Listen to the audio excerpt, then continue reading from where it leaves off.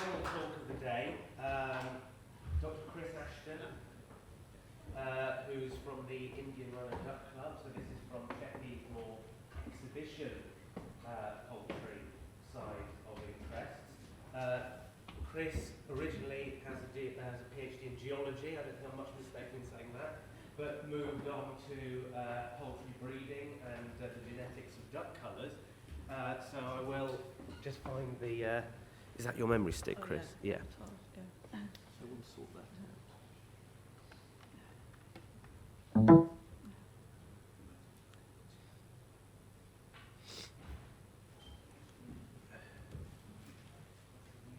Start from the top. Top one. Yeah, 100, I think it is. Yeah. There you go. That one. Go up there. That's right. Thank you. Yeah. The title today is the mallard duck from the hobbyist perspective, because we believe that phylogenetically all of our domesticated ducks are from the wild mallard, and recent research in China is confirming that as well. I think I've drawn the short straw with the poultry club from this one, because Philippe asked me to do it.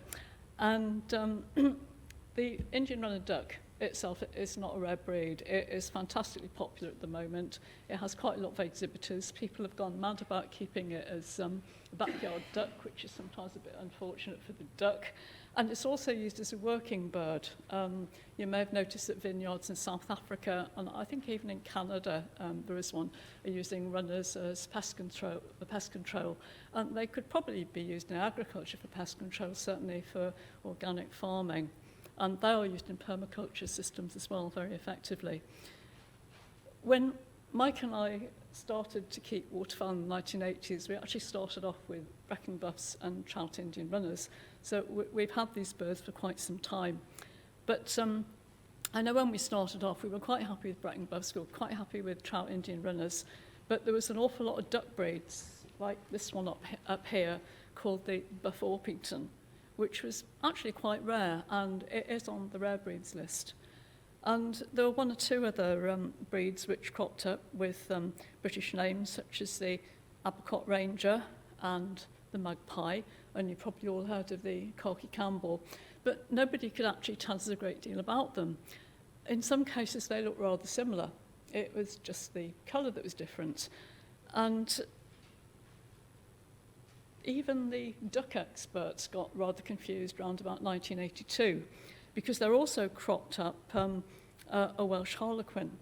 And the 1982 standards show a duck which is not a Welsh Harlequin. And what was lacking was any understanding of the colour genetics of these birds. That was a pity, because research in the 1960s at Harper Adams had already been done by Maurice Lancaster, who was building on the work of Punnett and Japp before him. And he had actually determined the basic colour genetics of the mallard duck and all the mutations which had taken place. And people really shoved this under the carpet. It was actually published in the 1970s in the British Waterfowl Association Journal, but people deemed it too difficult. And so it simply wasn't used. And it's a great pity, because in fact all of these coloured breeds had got genes in common, some were different, and in fact these coloured breeds have basically been crystallised from the recessive colours which we find in the Indian runner. And that's the link today, that in fact this Indian runner, which actually comes from Indonesia, not India, had supplied a great deal of this genetic material. And this huge genetic pool, if you like, is still out there in the Far East today, whereas in Britain it's simply got narrower and narrower. It wasn't always like that, because from around about the mid-1890s, to about the 1920s, there were commercial flocks of these Buff Orpingtons. They were productive, they were egg layers, and they weren't the only ones which were around as well. The down, wait a minute, button isn't working. Is it that one? Let's just do, I think it's that one. That's or not. Across, let's just click on. There you go. So if I use that and tab that. across, So We had the Buff Orpington as a beautiful commercial duck in 1910, 1920s, 1930s. And we had this one as well called the Abercot Ranger, which you can see is much lighter and much more splashed. It's got completely different colour genes. It's actually another egg layer coming out of the Indian runner crosses, which had developed at that time. A little bit different was one called the Magpie, which, as you'd expect, is black and white. But again, that has got its genes from the Indian runner because it is pied. It's a cross between a pied gene and a bib gene in the Indian runner, which came from the Far East. So this Indian runner, if you like, it is a key player. It's a pity, though, that these commercial ducks, because they were commercial flocks as well, they didn't survive as commercial flocks because you all know your eggs now come from battery hens. And it was just so much easier when the hybrid hens were developed to keep them all in a broiler house from the 1940s onwards and forget the duck because it was outdoors in the weather and it needed water and it needed space and it got much more muckier and it was a cleaner job probably looking after the hens indoors. And I think the food conversion is better with the hen as well compared with the duck. To produce the hen egg, if you're doing it intensively, then there's less food goes into the hen to produce the egg than there goes into the duck. So ducks have lost out, if you like. These magpies, these Abercot Rangers, these Buff Orpingtons are now on the rare breeds list, aren't they? And they're only hanging on, I think, because of breeders who actually like the look of them and like the colour. The other thing we weren't aware of at that time, in the 1980s when we just first started off with this, was that we were very ignorant then. This is what they all came from, the wild mallard. And Europe had concentrated on this wild mallard for hundreds of years, for centuries. This is the sketch published in a recent book on the duck traps of Britain. And back in the Fenlands, perhaps in 1200, 1300, this is how you got your protein. You didn't farm the ducks. This would probably be in July or so, because the ducks in July, they've dropped their flight feathers. And the youngsters which are with them, they can't fly either. So all you do is you have a big net, and you herd them into those tunnel traps, and you've got the lot. It was so successful that this method of trapping ducks was actually banned by Parliament. It couldn't go on because 100% of the population could be taken at that time. But then, of course, people being people, they came up with an even better trap. It wasn't quite so destructive, but you could use this kind of trap at any time of the year. And this one's actually in position at Borstal in Buckinghamshire and is maintained by the National Trust. And it's simply a tunnel of hoops with a waterway which comes off a lake. And to persuade the ducks to go into this tunnel of hoops, which are covered by netting, you had floating feed at the mouth. And if the wind direction was right, this floating feed would travel down the tunnel, and the ducks would find the feed, and they would travel down the tunnel. But you actually went further than that, because as you can see, there are upright posts there, and there are screens at the side, and this was the arrangement. It's very clever. Behind the screens would be a man with a very well-controlled dog. The dog would be sent in view of the ducks, and you think, oh my God, that's going to make things worse, the ducks will escape. But no, they have a mobbing instinct, it's their natural behaviour. And so the dog would draw them along the tunnel. The man would hide behind the screens until the appropriate moment when he would burst out from behind the panels, and the ducks would panic, and they would rush forwards into the end.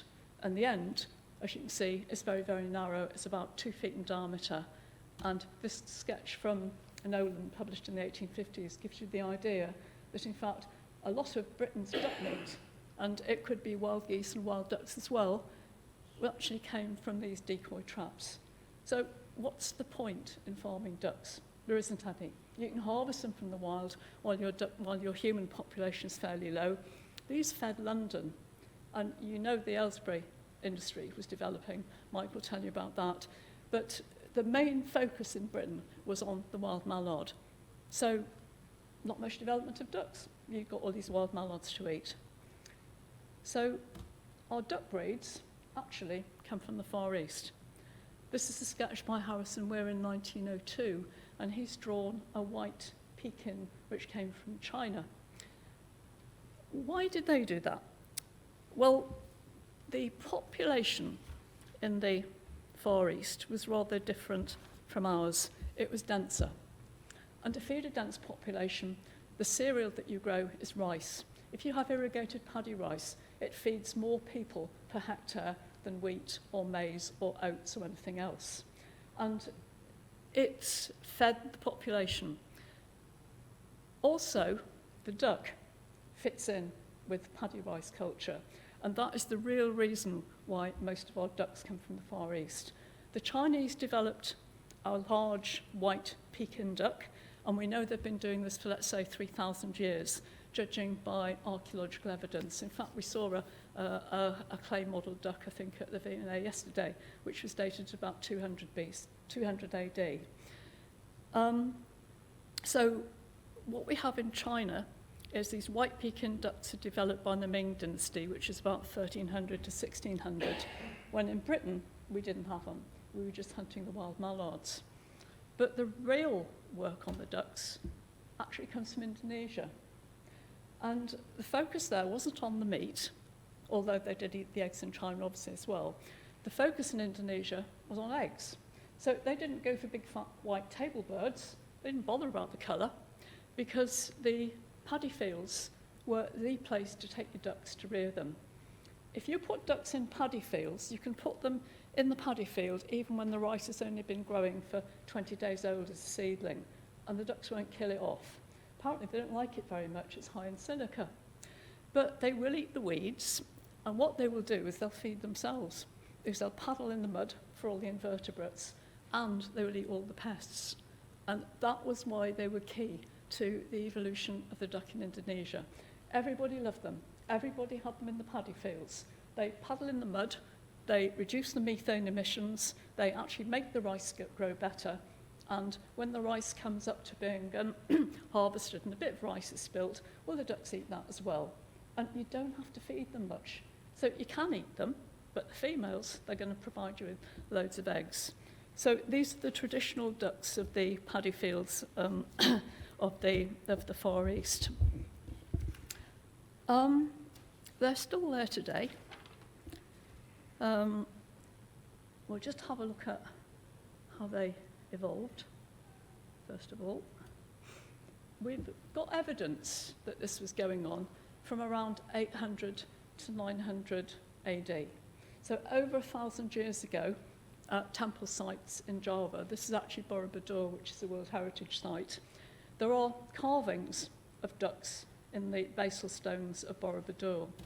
I don't think you can actually see them today. I think they had to shore it up because it was slipping down. But this is a photograph of the two pairs of ducks at, I think, Borobudur. It might be Prambanam, which is Hindu, but I think it's Borobudur, which is Buddhist. And you can see that the ducks in pairs are standing up, flapping their wings. They've got relatively long necks, and that's because when the ducks paddle through the paddy fields, and they're also herded to move them from field to field, and they're even herded to urban centres to sell them to people to lay eggs and to eat the drakes, they walk around a lot. So these were becoming the Indian runner ducks. And this is actually a photograph from Kalimantan today. This is a modern picture. The Indonesian government is recognising this duck, the alabio duck, as part of their unique genetic resources. They're taking on board the fact that they need to conserve their animal genetic resources. China did that very early, I think even in a 1980 census for farm animal genetic resources. They were listing their waterfowl. And Indonesia, this is from an Indonesian government website, is now saying that this is their animal genetic resource material from Kalimantan. These have a description. It's not quite standard, it is description. They only weigh 3 to 4 pounds. They don't want thumping big eggs. They only want 60-gram eggs with a nice green shell because they don't break so easily. If I break a chicken egg, I'll make a mess of it. If I crack a duck egg, it's more leathery in the membrane and the shell's often thicker. And they want these eggs to be 60 grams green-shelled, and then they don't have any wastage. This is also the system that FAO is advocating as well in the Far East. Time and time again, you see that the smallholders are encouraged to keep these birds in the paddy fields because it's organic, you don't need pesticide inputs, the ducks feed themselves, and it's a perfect smallholding system. And then you sell your surplus to the towns where there's a huge demand for eggs in Indonesia. They're very, very, very popular. And of course, you can use the drakes, you can fatten those up and use them as well. It will be a problem, I think. I think maybe the Indonesian government, by saying this is our resource, is recognising it as such. And I've also seen notes that in Vietnam, it's always the local ducks which are the most efficient food converters. They've tried to introduce khaki Campbells, which come from Britain. They've done a worldwide circuit, actually. But when you put the West European ducks into the Indonesian paddy situation, they ain't as good. You've got to feed them more. So there will always be this demand for the local strains which do the best, I think, in the Far East. You might think I'm being a bit dogmatic about saying how these runner ducks, these upright ducks from the east, are so important. But our evidence, if you like, is actually coming from Holland. This is a painting produced by one of the Daan de Kuyt family. There were a huge number of paintings produced in Holland in the 1600s because at that time their Dutch East India Company had set up their trading port of Batavia in Java in 1610. And they did a massive amount of trade, doing a whole circuit along the Indian coast, the Malayan coast, around the Indies, then back to Holland. And Holland became immensely rich during this golden age. Rich people have big houses, want paintings. These are the paintings done by the Dutch artists. And this one's actually in Britain at Burton Agnes. But this goose, this Chinese goose, it is this time, not a duck, figures in several de Kuyt's paintings. And there is no way that goose could have been made in Europe. It has to come back on a ship from China because it's actually developed with the black bill at the top and these long orange legs. It's actually been developed from the wild swan goose of China. So somehow, somebody has managed to bring back these birds, goodness knows how, from China. Because on the journey out, it could take about, on a fast boat, you might make it in 22 weeks. But the journey back was normally 27 weeks. So you've got to keep birds alive for that time on a boat, when you've often got people dying as well, and get them back to Holland alive. If you had a fast boat, which was could be provisioned for 20 weeks, that was the minimum time you could get back in. They might have hatched eggs en route. That would have saved them a month. And then rearing little things is easier than big things. But that's one line of evidence that the Chinese birds came back. And if you look in the picture, you've got muscovies. Where have they come from? South America. So they're crossing the Atlantic Ocean as well, some of these species. This one was on show at Burton Agnes at Welbeck in the Portland Museum. Some of these paintings are hidden away. This one came out on special exhibition a couple of years ago. And it's by Jakob Bogdani, who's a Hungarian. He went to Holland, then he comes to Britain. And we saw a Bogdani yesterday in the V&A, painted in Britain. I challenge you to produce this duck. It's got a hook bill, which is a deformity. It has a crest, which is also a deformity. There's a fatty tissue there covering a hole in the skull. It's not mallard coloured. It's got white stripes on its face, and so is the duck. And the breast is pale and silvery. It's a colour we call mallard restricted. I would challenge anyone to breed that in Britain today because they would have a jolly hard job. They could do it. They could cross a silver appleyard of that colour with a hook bill of a mallard colour, but it would take them several generations if they knew what they were doing. Now, I don't believe that some Europeans have been producing that in the backyard. That has come from the backyards of Indonesia because they have had 3,000 years for mutations, de novo mutations, to take place. And they have chosen, like in that Alabio duck of Kalimantan, the colours they like from these de novo mutations. We are not going to get this from trapping wild mallards right up to the 1700s and not even stopping that trapping until, in fact, 1918. This has just got to have come from the Far East. There's other bits and pieces as well from Holland. That, I think, is at The Hague, at the Moritz House. The key bird here is the one flapping its wings on the right-hand side, and it's got its head under its breast. It's got white wings, it's wearing a brown waistcoat, and its head's doing that.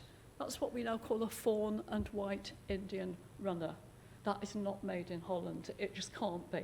It has got to come from the paddy fields of the Far East. There's just no two ways about it. And the last picture from Holland was a lady here sitting in a market. It's painted by, I think this is a Steen, a Jan Steen. She's sitting there with a basket of eggs. It's called the Poultry Cellar. That was on loan from a New York collection to the Ashmolean about 2 or 3 years ago, so I think it's probably now gone back to America. And they kindly let us photograph it and use it for limited publication. She's got a basket of eggs. Well, mallards don't lay loads of eggs. There's something special about this duck. It might look like a mallard to you, but if you look at its beak, dead straight. If you look at its body, it's a bit long. And if you look at the shade of brown, it's a little bit light. What this is a trout Indian runner from the Far East. The Dutch are bringing these back in the 1600s. Nobody writes about them, but we have these super paintings of them. And these birds then, of course, escape into the duck population of Europe, into the Low Countries and northern France. And they go on to produce some quite messy ducks, which we don't have time to talk about today. And they sort of get forgotten for a while. And that's where Mike's going to take up the story. I'll do the... I'm not going to say very long. She got the short straw, I got the even shorter one. Now it'll be finished in about 5 or 6 minutes. Excuse me. All this was going on in the Far East, as Chris was explaining. It's really interesting. What was going on in Britain? 2 breeds were actually quite common, domestic breeds. One was the Aylesbury, these big things. Now, these were produced in the village of Aylesbury, on the near about, strangely, not by big farmers, not by intensive industry, but by cottage industry and small farms. They were produced by people called duckers. Yes, I did say it correctly. And they lived in a part of Aylesbury, which was the poor area, right near the river, near the birds' home environment, Duck End, and they actually kept them in their cottages, sometimes with the raw sewage seeping through the floors. It's pretty unsalubrious. The ducks didn't mind, but cholera and malaria were pretty well rampant with the human population. Now, what's the significance of this bird? Well, over the course of about 100 years, from let's say 1800 to 1900, this is the English bird. Okay? Now, when it was first produced, it wasn't much more than a large mallard and a bit white. But it was produced by very, very careful breeding. It needed a lot of extra food, but it had the big advantage of the Industrial Revolution.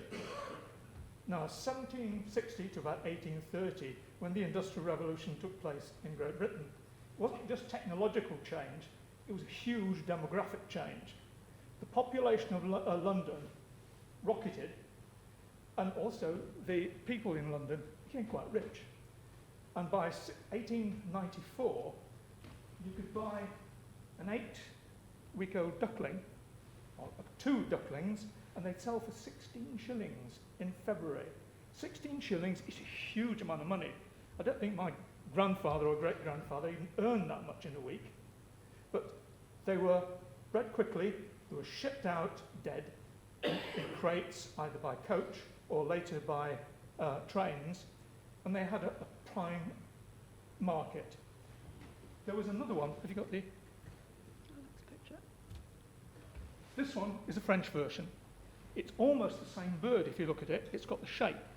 Notice the plumage. It's a mallard, basically. The big difference between these, and this would be genetic, which we haven't got any information about, they were later. They didn't hatch until March and April, and they were very often kept for anything like 9 months to a year, because the French preferred the more ripe meat and they took longer to breed. But these things have got nowhere to go. As time went on, the populations dropped. Inbreeding, perhaps, we don't know. But by about 1900, the Aylesbury population had plummeted. But also, perhaps, not just inbreeding, I think it's been said in several places, heterosis isn't the cause of extinction, it's just a correlation criterion. But what did happen, in 1872, 1873, the British, the English, and the Americans imported Pekin ducks, the tall ones. And they produce what are now the standard meat birds. They're fatter, they grow quicker, and they're much more easy to produce in intensive regimes. The second most important cross which was produced was the Indian runner. These are what the Indian runners look like in the Far East. They're a little bit dumpier than the ones we see in this country, but they're hugely fit in all senses of the word. They can't fly. Unlike chickens, you can herd them in large numbers. And as Chris said, they're good grazers. Is it Richard? Wherever he is. Hi, Richard. This is where grazing comes in. And can I, actually, I'm going to have to finish, Chris, on a note. I can see somebody's laying eggs down here. This is one point I'd like to make. Exhibition runners do actually have a value. These things are about this big. Our Indian runners are that big. But they actually, to pick up Richard's point, they actually have a value for grazing. A friend of ours who had he just retired from having a vineyard, produces Vergenucht, I can't pronounce it properly, wines, and he herds these in their hundreds through the vineyards, and they're picking off snails. The snails, during certain parts of the season, migrate up the vines, and they become a damn nuisance when you're trying to pick grapes. You don't want to be sorting out snails from grapes or making your wine out of crushed grapes. So what these little things do, because they're tall exhibition species, breed, they actually pick and eat the snails. So they do the farmers a good job, they feed themselves, they lay lots of eggs. But I'm going to have to stop there, Chris, because we're well over time. But can I just make one point? We don't have pedigrees in ducks. We could have them in geese, because geese live foot and produce offspring up to about 20. There's no reason in the world why we can't have rare breed pedigrees and gene banks. You can't with ducks. Everybody buys them online nowadays, buys eggs online, you go to auctions. And Andrew Sheppy said, and this is where I really want to finish, sadly, there are unscrupulous people producing and selling birds as Burmese, that's his talk on Burmese bantams, which are simply crossbreds and have no connection with the original stock maintained by the NPC for so many years. Gosh, we agree with him. What can we do? And we found simply by using colour genetics, we can identify origins, groups, breeds, varieties, and subgroups. That's all we've got at the moment. Yeah, yeah. So I'm going to finish there. Yeah. Excellent.